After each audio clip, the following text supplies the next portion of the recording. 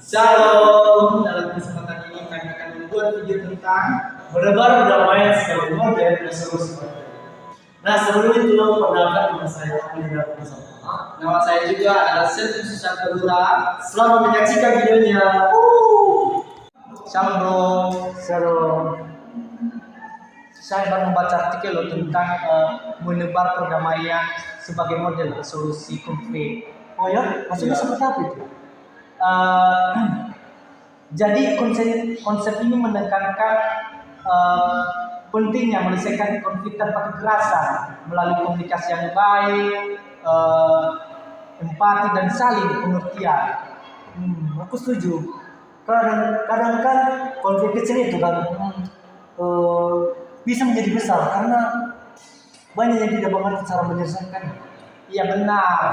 Nah, ada beberapa langkah penting dalam mengatasi konflik. Yang pertama, harus ada komunikasi yang efektif. Ya, ini artinya kita perlu mendengarkan dan berbicara dengan tenang tanpa memaksa pendapat orang yang sedang melakukan konflik itu. Nah, artinya kita tidak boleh terburu-buru ya menyalahkan orang itu ya. Betul, mendengarkan itu penting karena kenapa? Saat orang merasa dirinya didengarkan orang, biasanya mereka lebih terbuka untuk berdiskusi kepada kita jika kita mendengarkan percakapannya atau omongannya. Nah, terus langkah selanjutnya apa itu? Langkah selanjutnya yaitu yang kedua, empati. Ini adalah kemampuan untuk memahami apa yang dirasakan orang lain. Ya, saat kita mencoba melihat dari sudut pandang mereka, konflik lebih mudah untuk diredakan jika orang itu merasa empati untuk bercerita kepada kita. Itu yang kadang sulit ya, karena kita cenderung berpikir menurut pandangan kita sendiri. Iya, maknanya butuh latihan. Selain itu, dalam model ini juga kita diajarkan untuk mengendalikan emosi kita. Kenapa? Supaya jangan sampai amarah kita menguasai situasi atau lingkungan tersebut. Nah, itu sering terjadi masalah karena orang biasanya kan bikin konflik makin rumit gitu, makin susah diselesaikan masalah itu. Iya, makanya kan kita bisa coba teknik sederhana seperti napas kita tarik lebih dalam atau kita jeda sebentar sebelum kita mengatasi konflik itu supaya emosi kita mereda. Masuk akal. Lalu kalau ada salah satu pihak sudah mengalah, apakah masalah itu belum selesai? Itu saja? Enggak selalu. Setelah emosi kita reda, kita perlu menyelesaikan konflik dengan kesepakatan yang adil. Ya, kesepakatan yang adil. Kedua pihak harus merasa solusinya menguntungkan bersama. Nah, jadi nggak ada ya yang merasa dirugikan di situ kan? Tepat sekali. Oh, dan satu lagi, minta maaf juga bagian penting dari model ini untuk mengatasi konflik.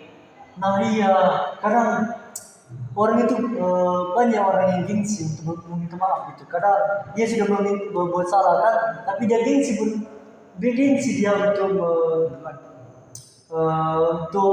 duluan meminta maaf kepada yang berbuat salah gitu.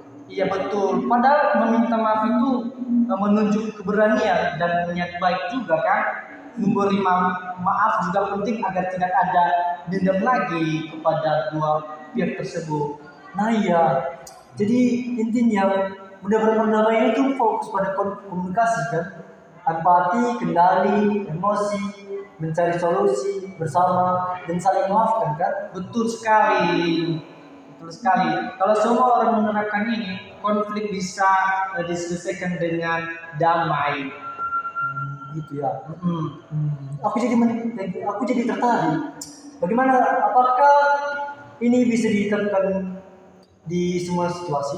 Bisa, asalkan kedua pihak sama-sama mau berkomitmen untuk berdiskusi dengan tenang, tapi kadang butuh butuh orang ketiga untuk menjadi perantaraan dalam konflik tersebut.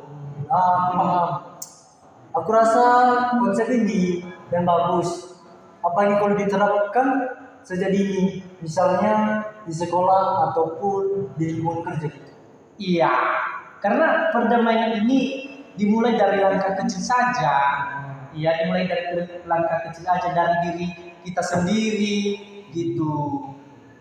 Aku setuju. Mari kita coba terapkan ini mulai dari sekarang. Ayo, ayo. Oke bro.